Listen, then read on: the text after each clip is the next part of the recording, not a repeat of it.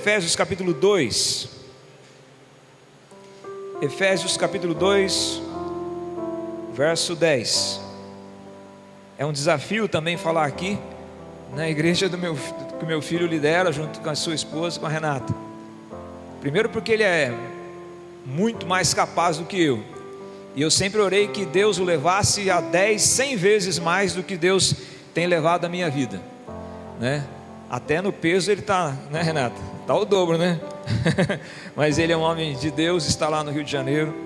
Agora ele vai ministrar essa semana, foi para a Amazonas. Ele vai ministrar no seminário que eu estudei.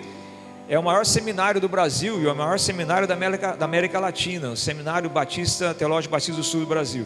Então veja a responsabilidade que ele tem e veja como Deus já colocou nas mãos dele algo precioso. Então esteja orando por ele, e eu espero que o mesmo Espírito que tem movido no meio de vocês me mova agora durante a pregação, para que eu fale aquilo que ele quer falar no coração de vocês, no nome de Jesus, aleluia. Efésios capítulo 2, versículo de número 10, diz assim a palavra do Senhor. A minha versão é a nova versão, a NVT, que é a nova versão transformadora, mas o sentido é o mesmo. Diz assim a palavra: pois somos obra-prima de Deus, criados em Cristo, a fim de realizar as boas obras que Ele de antemão preparou para nós. O texto diz que somos a feitura dele, somos obra-prima de Deus, um poema de Deus, e Deus nos criou com um propósito, e vamos ver isso hoje, que nós somos a criação de Deus. Nós somos a igreja é a restauração do plano eterno de Deus. Deus tinha um plano desde a eternidade para com a igreja, e nós aqui, enquanto adoramos, ministramos, estamos nesse mover da criação de Deus, e existe uma força nesta criação de Deus, e é exatamente sobre isso que eu quero falar, de uma força da nova criação, mas que às vezes essa força da nova criação está um pouco escondida. E eu gosto de usar uma ilustração de uma cachorrinha que eu tinha. Era Tina o nome dela. Todo mundo aqui deve ter algum animalzinho de estimação, né? Mas ela era uma pastora alemã, e nós recebemos ela em nossa casa com uma expectativa que ela cuidaria do nosso quintal. E tínhamos ali um pé, acho que era de ameixa, eu não sei, na frente da casa. E quando nós fomos para a escola bíblica dominical e voltamos, vimos que tinha uma escada ali, pessoas tinham entrado ali nosso espaço, tinham feito uma bagunça enorme naquele espaço, e eu fiquei pensando, aonde estava a minha cachorra Tina, pastora alemã? E aí conversei com o vizinho brincando, falou o seguinte: a sua cachorra? Eu acho que ela até ajudou a pegar a escada lá atrás. Ou seja, ela era uma pastora alemã, ela tinha um tamanho de um pastor alemão, ela tinha um DNA de pastor alemão, mas ela se comportava como se não fosse. Ela se comportava não baseado naquele DNA que ela tinha. Assim também muitas vezes somos nós, que somos a nova criação de Deus, que somos o povo escolhido de Deus, que somos a geração eleita de Deus. Às vezes nos portamos e nos comportamos, ou achamos que nós também não somos o que a Bíblia diz que nós somos. E a grande luta do Espírito Santo, o trabalho do Espírito Santo, o trabalho dos apóstolos, era conscientizar a igreja aquilo que a igreja é, quem somos em Jesus. O apóstolo Paulo, por exemplo, no capítulo 1 de Efésios, o versículo de número 18, ele faz uma oração àquela igreja de Éfeso, dizendo o seguinte: eu oro para que o coração de vocês seja iluminado, a fim de que compreendam a esperança concedida àqueles que chamou, e a rica, gloriosa herança que Ele deu ao seu povo santo. Ele está dizendo que ele orava para que o coração daquele povo fosse iluminado, para que eles percebessem e entendessem quem eles são em Jesus. É preciso uma compreensão espiritual para que saiamos de dentro de um casulo que às vezes vivemos, porque achamos que nós nada podemos, sem Cristo não, mas achamos que nós somos um povo fraco, achamos que nós não conseguimos nada, esquecemos que Deus tem derramado sobre nós uma gloriosa esperança. É preciso, existe então, irmãos, uma igreja latente, intra-igreja, dentro da igreja, querendo explodir dentro da igreja. Existe um povo de Deus entre todas as comunidades dele na terra, que está latente, está querendo, está pronto para explodir. E eu pensei nessa palavra latente. Latente, tanto do latim como principalmente do grego, tem uma similaridade. A palavra latente tem uma similaridade com a palavra aletheia. Aletheia é verdade. Aletheia é verdade, ou seja, é uma verdade derivada no grego, latana. E latana é uma realidade escondida que pulsa, uma realidade que está pulsando, algo que está pronto, oculto e pronto para explodir. Às vezes nós usamos, esse é um erro, o uso da palavra latente de forma errada. Talvez tenha professores de português aqui, pode me corrigir, mas dizemos assim, é latente que aquela pessoa fez isso. É um uso errado, porque latente é uma coisa que está escondida e está querendo vir para a tona. É algo que está dentro, é como aquela ferida que a gente tinha, os mais antigos, agora eu falo para os mais velhos aqui, aquela coisa que inflamava, e no passado nosso pai fazia o quê? Furava aquela bolha, e você lembra que aquilo ficava latejando, aquela dor ficava latejando, então aquilo explodia. Da mesma forma, isso é o que acontece nos avivamentos.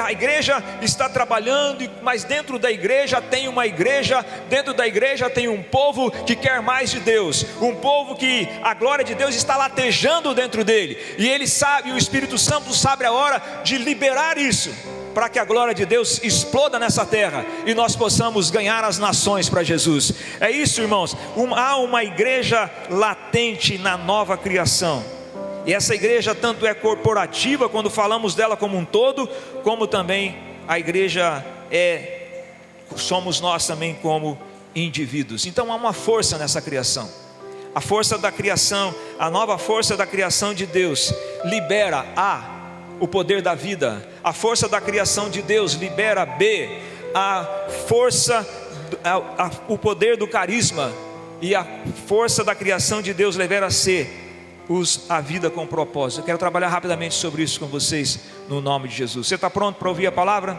Aleluia! Você está pronto para crer que não é aqui o Eliseu ou o pastor Eliseu que está falando, mas o Espírito Santo vai falar com você na palavra? Aleluia!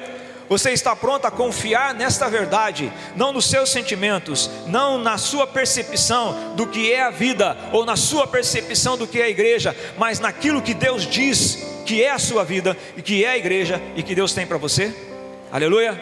Então vamos orar no nome de Jesus e vamos continuar. Obrigado, Senhor, que a Tua palavra fale poderosamente em nossos corações, que esta poder latente do Senhor exploda aqui hoje, para a Tua glória, no nome de Jesus, amém, aleluia. A força da nova criação de Deus libera o poder da vida, o poder da vida. Efésios capítulo 2, versículo 1 até o versículo de número 4 diz assim: vocês estavam mortos por causa de sua desobediência e de seus muitos pecados, nos quais costumavam viver, como o resto do mundo, obedecendo os comandos dos poderes do mundo invisível. Ele e o Espírito que opera no coração dos que recusam obedecer. Todos nós vivíamos desse modo, seguindo os desejos e ardentes inclinações de nossa natureza humana. Éramos por natureza merecedores da ira como os demais, mas Deus, que é rico em misericórdia, que nos amou tanto, embora estivéssemos mortos por causa de nossos pecados, Ele nos deu vida juntamente com Cristo. Ou seja, agora a nova criatura de Deus, ela está no espaço da vida. O espaço da vida está operando nela, juntamente com Cristo. O mundo está morto, condenado, mas a igreja, os nascidos de Deus, eles estão na esfera da vida. O texto diz aqui, juntamente com Cristo.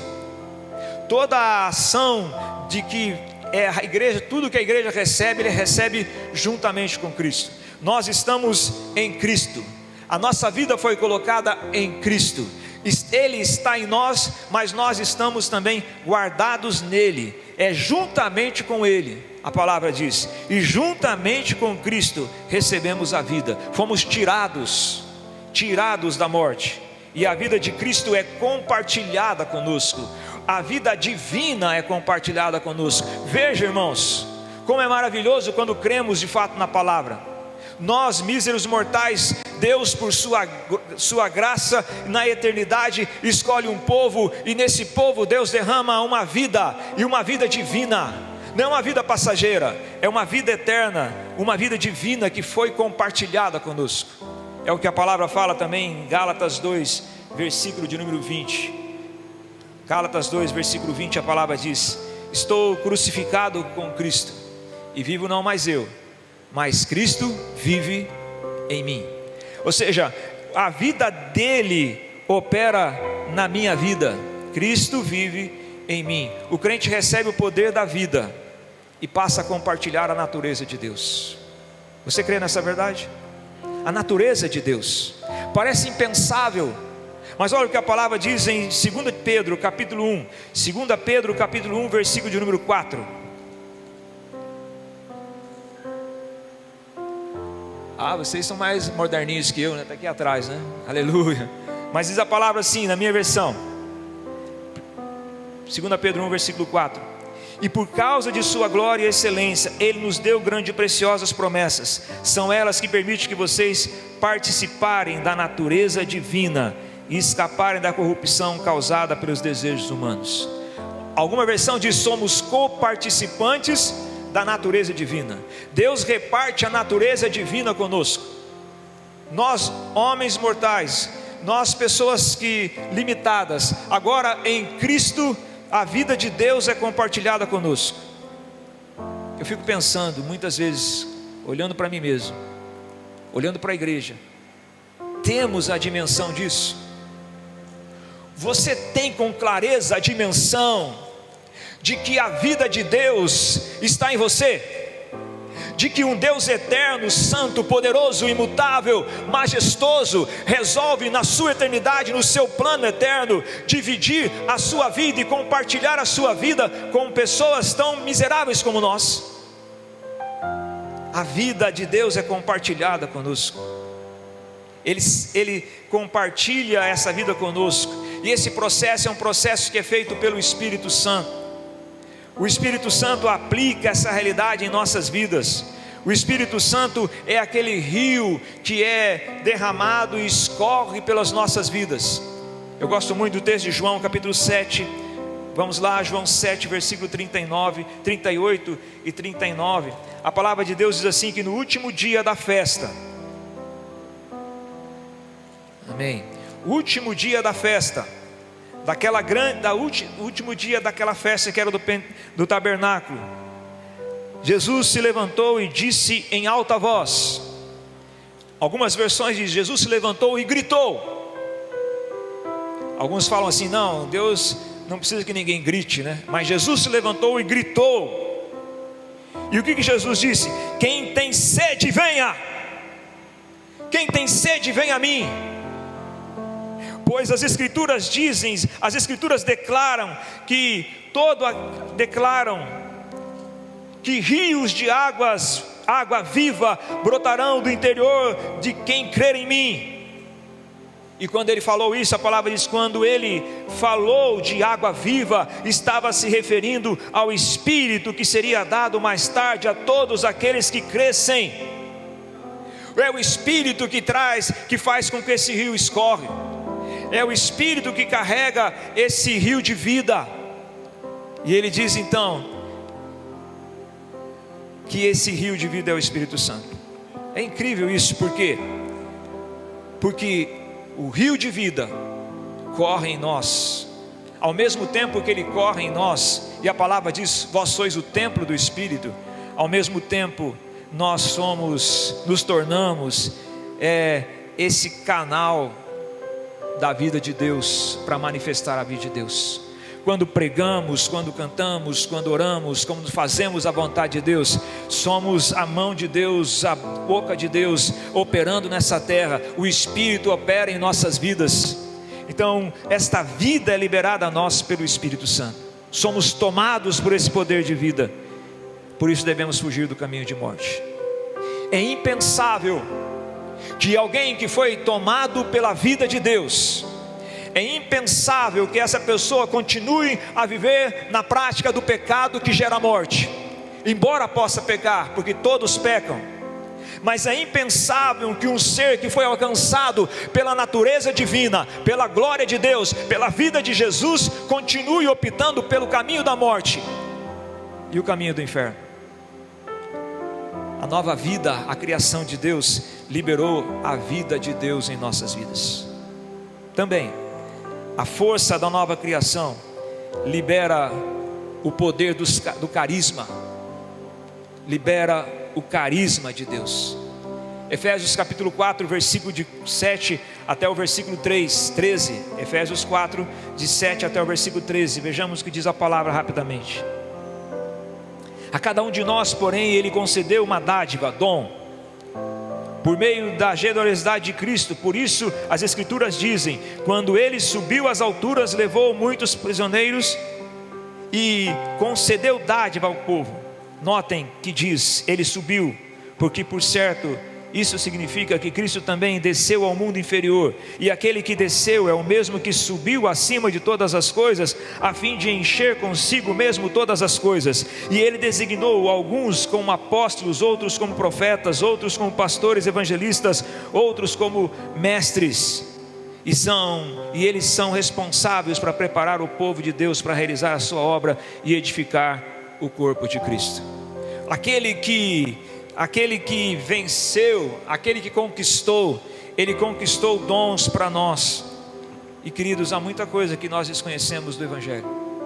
Alguns dizem que os homens conhecem apenas 10% dos oceanos, do que há nos oceanos, na profundidade dos oceanos. Eu temo que você, e eu espero que você vá muito além, que você conheça muito mais de Deus. Não uma parte, não 1%. Eu temo realmente quando eu ouço pelas mídias sociais, e eu ouço pregações, e eu vejo algumas posturas e alguns comportamentos que a maioria, ou talvez boa parte dos crentes não conhecem, não tem uma experiência profunda com Deus, não experimentaram tudo aquilo que Ele preparou para ele.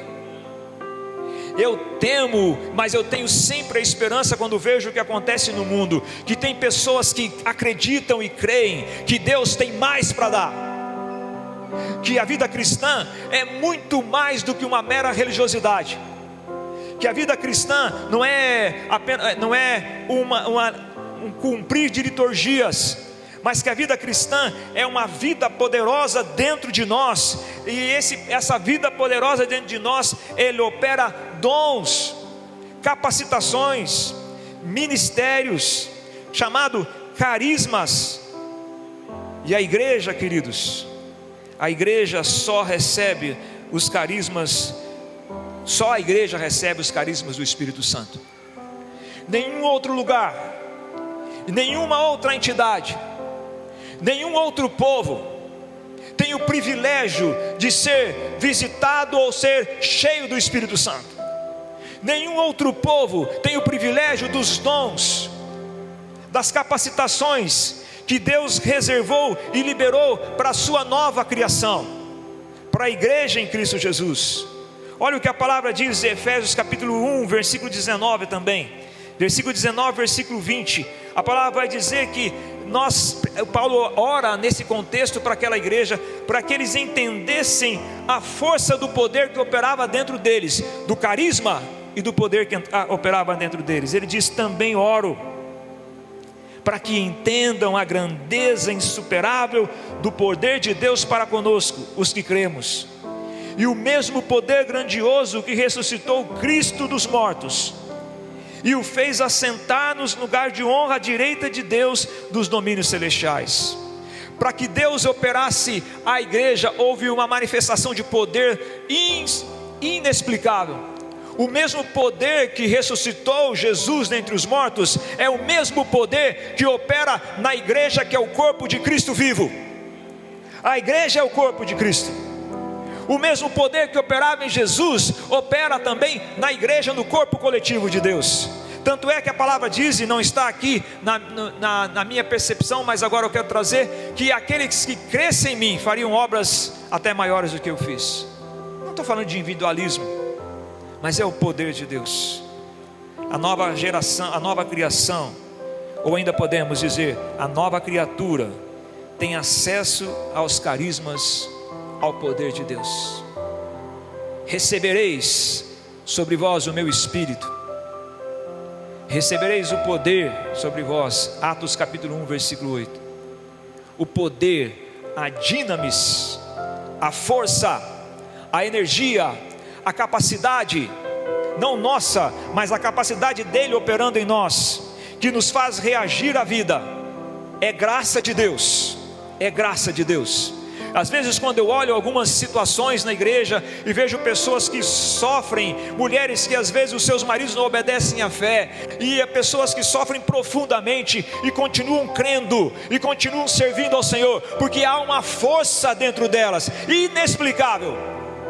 Quando a gente olha para a história da igreja e vê o que a igreja passou, e como eles suportaram tudo isso, é porque a igreja tem o poder do Espírito Santo, tanto para fazer como para suportar. É o poder do carisma que é liberado sobre a nova criatura de Deus, a nova criação de Deus. Terceiro, a força da nova criação de Deus libera uma vida de propósito. Aí eu volto para Efésios 2:10, que diz assim: pois somos feitura sua, ou obra-prima de Deus, criados em Cristo Jesus, para realizar as boas obras que Ele de antemão planejou para nós. Deus em Cristo liberou a vida dele. Deus em Cristo liberou o seu poder pelo Espírito para a igreja. E Deus em Cristo deu para a igreja um propósito de vida, um plano de vida. Por que as pessoas às vezes ficam perdidas na terra? Por que muitas vezes nos perdemos? É porque não entendemos a dimensão desse propósito. Um propósito divino, que Deus nos criou especialmente para fazer isso. O grego diz, somos feitura, poemi. É a própria mão de Deus que fez porque quis fazer.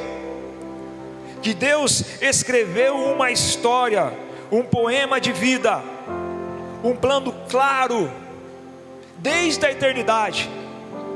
Porque a igreja, Deus tem um propósito da igreja desde a eternidade. Antes da fundação do mundo, Deus tinha um propósito para a igreja. E agora Deus revela essa igreja na terra. E Efésios 1, versículo 6 vai dizer, para o louvor da sua glória. Por que existimos? Para o louvor da glória de Deus.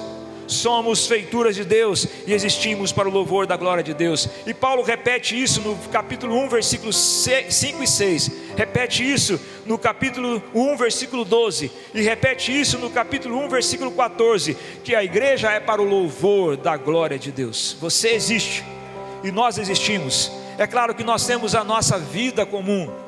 Existimos na nossa vida comum, nós trabalhamos, casamos, temos filhos, fazemos as coisas comuns. Mas o crente que tem essa percepção de vida não é muito diferente de uma pessoa do mundo, porque ele sabe que ele existe para a glória de Deus. Deus tem um propósito para nós. Hoje em dia as pessoas estão dizendo, não, nós somos uma poeira cósmica, um pequeno grão de areia espalhado pelo universo cósmico, não há propósito nenhum, é tudo uma coisa sem alienação total, é um caos total. Eu não sou uma poeira no espaço, eu sou um filho de Deus, pela graça de Deus, e Deus tem um propósito para a minha vida, e você também. Você não é uma poeira perdida no espaço, que não tem razão para estar aqui. Se Deus te colocou nessa vida, e Deus nos colocou agora para viver essa vida, existimos para glorificar o nome do Senhor. Existimos para anunciar a glória do Senhor. Ou seja, a criação, a nova criação, ela tem um propósito claro, perdido no pecado, porque Deus criou a humanidade para o louvor da glória do seu Filho, e o pecado nos desviou desse propósito. E a palavra pecado é também hamartia, que é desviar-se de um alvo. A humanidade se desviou de um alvo sublime, maravilhoso, e a humanidade preferiu e escolheu andar pelo caminho das trevas. Mas agora Deus tem uma igreja, e escolheu essa igreja para que tenha um propósito inimaginável, um propósito que eu disse para vocês no início, que é um dos textos mais fortes na minha vida, 1 Coríntios capítulo 2, versículo 9 e versículo 10, um propósito que o olho não viu, olho nenhum viu, ouvido nenhum ouviu, e jamais penetrou no coração do homem as coisas que Deus tem preparadas para aqueles que Ele ama. Um propósito, e é esse propósito que deve realizar as nossas vidas. Jesus, quando conversava com a mulher samaritana, depois que ela deixou ali aquele local, os discípulos chegaram e perguntaram para Jesus: come um pouco, mestre. E ele diz: eu tenho uma comida diferente para comer.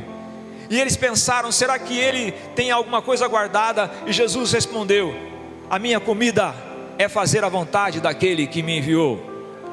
A comida daquele que é nascido de Deus, a comida daquele que foi transformado pelo poder do Espírito Santo, é cumprir o propósito de Deus. Ele não vai descansar enquanto não cumprir o propósito de Deus.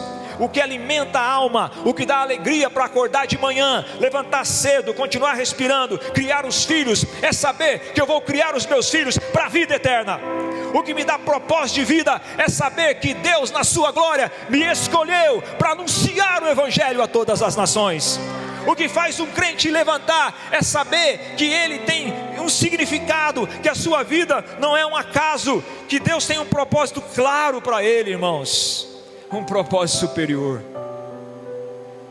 Hebreus capítulo 11, Hebreus capítulo 11, versículo 39 e 40. O escritor de Hebreus, ele diz assim: todos eles obtiveram aprovação por causa da sua fé. No entanto, nenhum deles recebeu tudo o que havia sido prometido, pois Deus tinha algo melhor preparado para nós, de modo que sem nós eles não chegassem à perfeição. Paulo está falando Paulo, alguns dizem não foi Paulo, não importa, o autor dessa carta está dizendo de quê? De quem?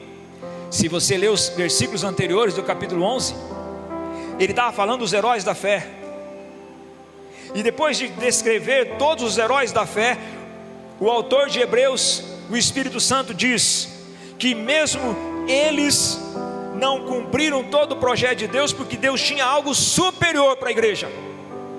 Você já imaginou isso?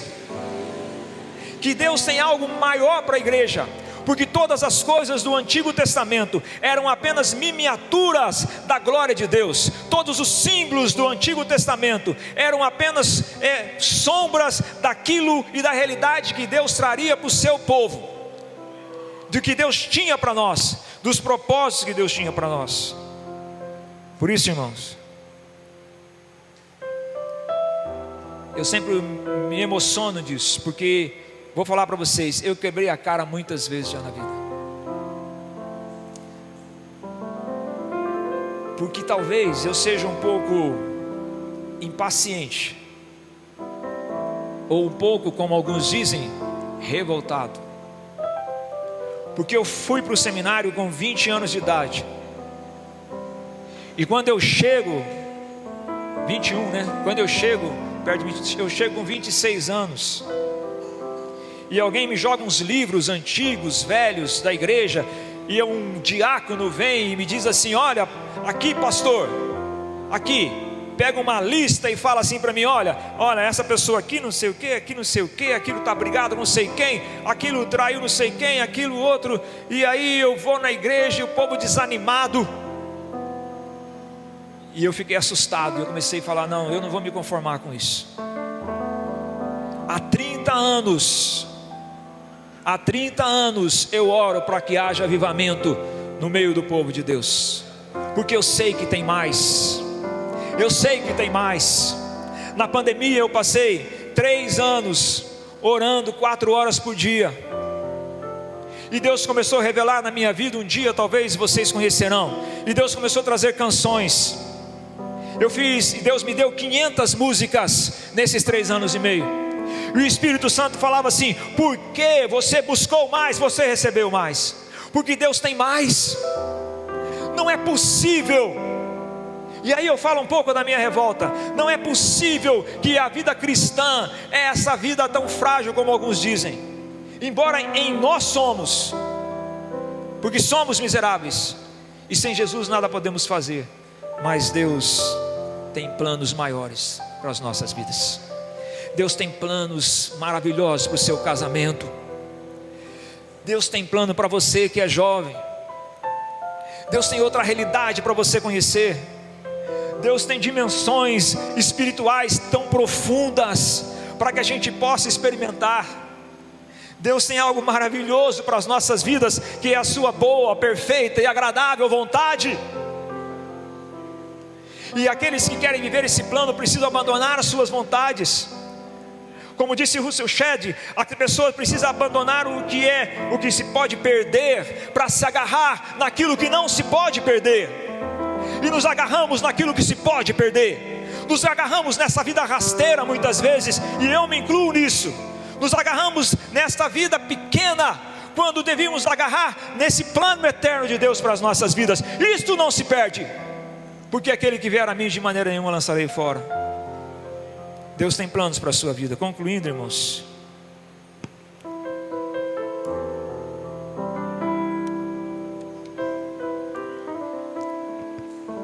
estou emocionado, né? Estou pregando na igreja do pastor Mateus e a Renata lidera. Mas a verdade é essa. Sabe, lembra da história da minha cachorrinha? Ou até isso você esqueceu? Lembra dela? Pastor alemã com pedigree. Tínhamos um monte de expectativa. Orelha depois baixa. Brincadeira, entre aspas. Vai buscar a escada para o bandido? Será que não somos assim também? Temos um DNA da vida de Deus em nós. Temos a força do Espírito em nós. Temos propósitos maravilhosos. Mas pegamos isso e damos escadas para o inimigo, espaços para ele. É lamentável às vezes. É lamentável que isso está liberado. Deus criou a sua nova criação, o seu povo, e Deus liberou esta vida, e Deus liberou os seus carismas, e Deus liberou os seus projetos, os seus propósitos. Aonde isso está na sua vida e na minha vida? Aonde? Mas tem algo latente dentro de você. Eu tenho certeza plena, pelo Espírito Santo, que alguns corações, de alguma forma, ficaram impactados com o que Deus tem para ele. Existe essa força latente dentro de nós, e precisa de algo para liberar. Lembra que eu falei da bolha que precisa ser furada para que aquilo seja liberado? O primeiro caminho é se arrepender dos pecados, se voltar para Deus, para que Ele nos faça nascer de novo. É necessário nascer de novo. João 3, versículo 7. É preciso também uma entrega total, completa ao Espírito Santo de Deus. Talvez vocês já fizeram, ou talvez alguns nunca fizeram. Uma entrega radical, um abandono que é chamado da morte, morrer para esse mundo, para receber o que nós temos de Deus. É preciso crer que o Espírito Santo é um presente de Deus para as nossas vidas. E Efésios 5, versículo 18 diz: não vos embriagueis com vinho, onde há dissolução, mas enchei-vos do Espírito Santo.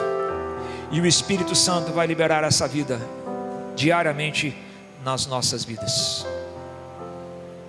Termino com um fato histórico que talvez a maioria de vocês não conhecem. Eu não sei se os mais antigos se lembram. Eu não sei também se fez significado para alguns no passado. Há 12 anos atrás. Há 12 anos atrás, Renato, você lembra quando vocês vieram ministrar na igreja? Naquele prédio ali. A Ana tinha 3 anos. 3 anos, alguma coisa. E ela disse assim: passaram, está lembrado? E a gente perguntou para ela o que era, ela viu um pássaro branco ali no púlpito. Pássaro branco. Não compartilhei talvez com muitas pessoas isso, porque não era o momento. Coloquei uma faixa bem grande lá, eu creio que depois foi tirada, escrito sobre o avivamento. Avivamento. Chamamos um rapaz, Ailton, que ele se dedica à oração, e hoje ele está em Minas Gerais. E talvez alguns se lembrem. Tiago se lembra, não sei se o Vander se lembra ou o Milton. Fomos em todos os cantos dessa cidade e oramos, e ele tocava chofar. Um dia eu fui com ele em frente à Câmara Municipal. Passamos um tempo orando em cima de uma salinha que nós colocamos ali, não sei depois o que virou a salinha. E saímos e fomos em frente à Câmara Municipal, e ele tocou o chofar. Como eu já estou careca de estar preocupado com o que os outros vão dizer, quando ele tocou o chofar, eu estava de um lado de um carro, em frente à Câmara Municipal. O carro balançou. Eu fiquei tomado de temor. E eu disse para ele: Ailton, o carro balançou. Então, queridos, hoje quando eu venho aqui, eu fico maravilhado com o que Deus está fazendo em vocês. Eu quero mais que tudo seja abalado para a glória de Deus. Eu quero mais que o Espírito venha com poder sobre a vida de vocês e faça abalar todas as estruturas dessa cidade. Que o Espírito Santo, como pombas, visite esse lugar com a sua glória. Faça abalar essa cidade com uma igreja viva, que crê no poder do Espírito Santo, que crê na nova criação de Deus, que sabe que a igreja é a geração, que é a criação que Deus escolheu para transformar essa terra, que sabe que a igreja é o sal da terra, que sabe que a igreja é a luz do mundo, que sabe que a igreja é a igreja mais, que o povo de Deus é o povo mais poderoso em nome de Jesus, não por suas forças, não por suas inteligências, mas pelo poder que opera nele. Eu creio e eu espero que essa glória de Deus invada toda a terra, que passe por aqui e continue passando por aqui, que o Espírito Santo, como um sopro poderoso, invada os seus corações e façam que cumpra o seu grande propósito nessa terra, que é abalar as nações com a palavra do Evangelho de Jesus Cristo, que é mudar as gerações com a palavra do Evangelho de Jesus Cristo. Eu creio nisso, e eu espero que haja expectativa, essa expectativa no seu coração.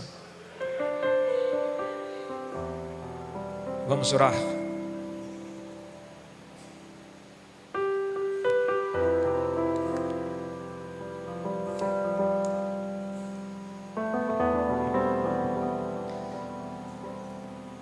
Você tem essa expectativa? Tome uma posição hoje diante do Senhor. Ele fez tudo, tudo é por Ele, tudo é para Ele. Ele realizou todas as coisas, a sua obra é perfeita e completa. Mas por enquanto estamos nessa dimensão humana. Só precisamos nos abrir e dizer para esse Deus poderoso e seu Espírito: faz isso na minha vida, Senhor.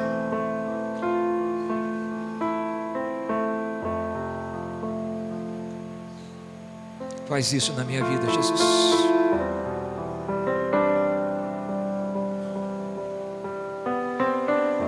Eu comecei a fazer uma música que diz mais ou menos assim: vento do Espírito sopra hoje aqui, vento do Espírito sopra sobre mim, vento do Espírito sopra hoje aqui, vento do Espírito sopra sobre mim. Espírito Santo de Deus, Deus Todo-Poderoso, entrego essa palavra diante do Senhor, entrego essa palavra ao coração dos meus irmãos. Tenho uma plena convicção de que os teus filhos, que a tua criação foi despertada mais e mais pela tua palavra. Tenho plena convicção, Senhor, de que vidas serão transformadas e continuarão sendo transformadas diariamente. Tenho plena convicção, Senhor, que o Senhor vai levantar e tem levantado uma geração que vai a 10, 100, 1000 vezes mais do que a nossa geração. A minha oração que eu fazia para o Mateus, Senhor, todos os dias na cama, impondo as mãos sobre ele, é que ele fosse 100 vezes muito mais do que eu podia. E sei que uma geração também o Senhor vai levantar, que vai fazer a diferença nessa cidade e nessa terra, para a glória do Senhor Jesus. Para a glória do Senhor Jesus.